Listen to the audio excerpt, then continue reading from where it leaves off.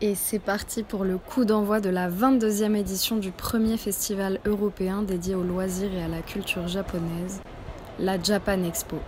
Pas moins de 250 000 visiteurs sont attendus pour voir les plus de 900 exposants présents et parmi eux, évidemment, le Keep on Dream. Je vous embarque pour 2 jours de convention. Restez bien jusqu'au bout, une exclue vous attend. C'est ta première Japan Expo en tant qu'exposant? Non, c'est la 3e fois qu'on l'a fait et ça faisait 3-4 ans qu'on n'était pas venu. Donc là, c'est un renouveau, nouveau stand, etc.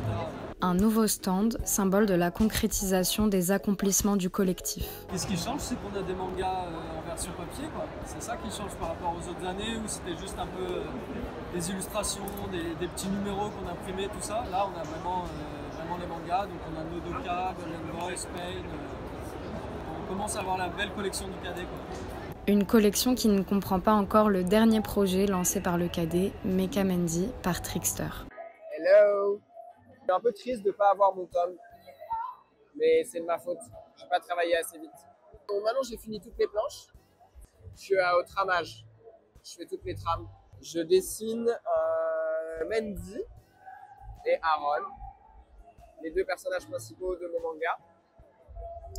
Et pourquoi je dessine? Parce qu'on est à la Japan Expo, première fois, et que voilà, ça fait un peu d'animation, ça me fait plaisir.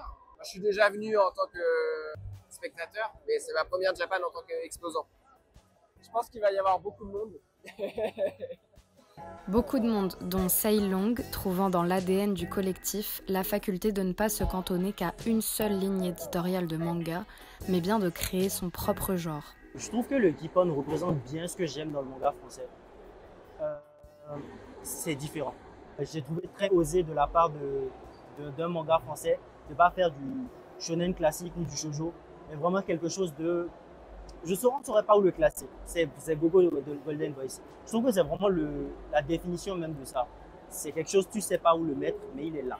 Puis j'ai cédé ma place pour laisser Keops se prêter au jeu de l'entrevue journalistique. Ouais, c'était avec Univers Malice et Charles de Pain sur la planche, qui sont très très sympas. Et voilà, petite interview pour parler un petit peu de la maison d'édition, ce qu'on fait, etc. Ouais. Ça s'est bien passé? Très bien, c'était très cool. Et puis c'est des personnes qui sont très sympas à chaque fois qu'on fait des événements, etc. Soit ils sont là, soit ils relaient. C'est super, quoi. Avec en prime une petite attention pour Emash, avant qu'il ne fasse la rencontre d'une future lectrice sous le signe de la coïncidence. Il nous a dit qu'il faisait un manga et le manga parle de mafia et moi aussi du coup je commence à dessiner des mangas et le premier que je suis en train de faire du coup sur mes planches ça parle d'une mafia aussi. Un thème qui plaît mais aussi un style graphique qui retient l'attention comme celle de Nexus. L'utilisation des marqueurs notamment dans les illustrations couleurs, on sent un effet traditionnel en fait. Ça donne vraiment un contraste sur les dessins, ce qui ressort vraiment comparé aux autres œuvres je trouve. À seulement 14 ans, son projet de devenir mangaka est déjà bien avancé. Il en profite alors pour montrer ses planches à toute l'équipe, donnant ses appréciations et ses conseils avec plaisir, et déjà impressionné par la maîtrise de Nexus des techniques de mise en page. Ce vlog me permet aussi de vous présenter le nouveau visage du cadet, Jun Lit. C'est vraiment la première convention que je fais et je rencontre l'équipe aujourd'hui. Grâce au concours qu'ils avaient fait, c'est la Dream Cup 3. Et donc j'avais participé, je l'ai découvert par hasard sur Manga Draft. Et le thème m'intéressait et donc du coup j'ai tenté ma chance. Jun remporte alors la première place de la Dream Cup 3 avec son one-shot Je veux voir l'océan et s'affaire maintenant à la publication de son dernier projet, Jasmin étoilé. C'est une histoire courte qu'il y a dans le Keep on Dream. C'est une histoire en 6 chapitres. Donc là on est rendu à la publication qui va arriver du chapitre 3, on est à la moitié. Et en parlant de moitié, nous voilà déjà à la moitié du vlog. C'est une fin de première journée pour toute l'équipe. On retrouve Layu, l'autrice de la série Princesse Corbeau, au restaurant pour un moment de convivialité autour d'un barbecue coréen. Bon appétit! Bon appétit.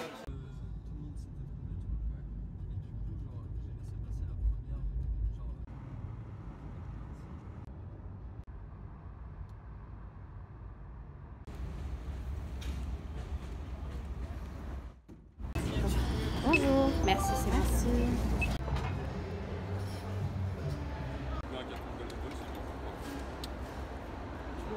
Comment ça marche? Bah, ça va bien, là, tu vois, c'est les seuls rescapés du vendredi matin. Hier, on a fait une petite sortie resto du cadet, donc avec la team, c'était très très cool. Là, on a les petits exposants qui passent un peu le matin tant qu'il n'y a personne et qui discutent avec nous, c'est très cool, quoi. En attendant que les visiteurs arrivent, June travaille les planches du chapitre 4 de Jasmin étoilé à paraître dans quelques mois. C'est bien pour montrer aussi un petit peu aux gens comment on travaille. Sinon, moi, ça me permet d'avancer dans le travail pour les clients directs. Là, je suis sur l'ancrage, j'ai juste fini de crayonner des pages et je passe au propre, au dessin vraiment final. De ce qu'on a souvent dit dans le style, c'est que c'est un peu doux, c'est un peu. C'est pas enfantin, mais c'est plus dans la douceur du trait, un peu léger. C'est vraiment dans une tranche de vie qui faut se laisser porter.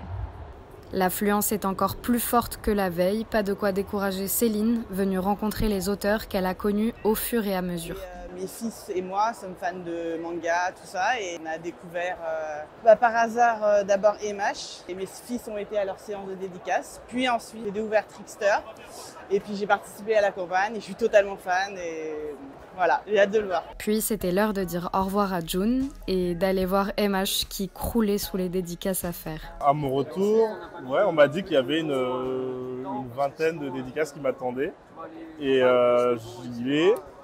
17h40, j'ai toujours pas avancé. Je me suis rendu compte que le chara design de mes personnages ont beaucoup évolué à force de faire les dédicaces et que je dessine plus de la même manière que j'ai dessiné il y a 3 mois par exemple.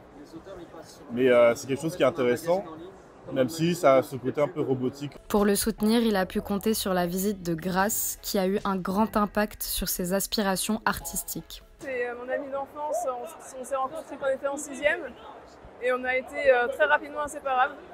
J'étais une grosse fan de manga et je le suis toujours. Ça m'avait poussé à faire une bande dessinée dégueu qui s'appelait Gero Hero. Et il a plus ou moins repris la suite de Gero Hero après. On faisait des spin-offs de Gero Hero. Bref, c'était parti dans un délire d'enfant. Il est allé plus loin.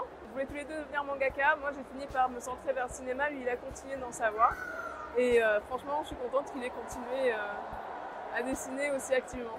Des jeux d'enfants devenus grands qui pourraient peut-être à nouveau collaborer ensemble un jour. J'espère qu'un jour on pourra encore faire un projet ensemble parce que j'ai pas abandonné l'idée de sortir un manga, un comics ou quoi que ce soit et je compte sur lui.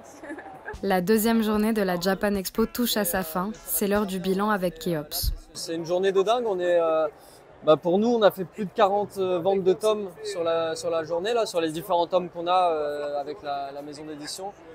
Et pour nous, c'est dingue, c'est un chiffre vraiment super important, quoi. Donc c'est vraiment super. Plus les gens viennent nous voir, ils discutent, ils connaissent ce qu'on fait, etc. Donc c'est vraiment génial aujourd'hui, ouais. Je vous laisse enfin avec la fameuse nouvelle. On va faire un numéro hors série du cadet en papier pour les 10 ans du magazine. Donc les 10 ans, ce sera au mois de décembre. Et on va faire un numéro avec 10 one-shots à l'intérieur. 10 ans, 10 one-shots, avec des auteurs du cadet, mais aussi des invités. Et c'est une fin de tournage pour moi. Merci à tous et à toutes d'avoir suivi ce vlog.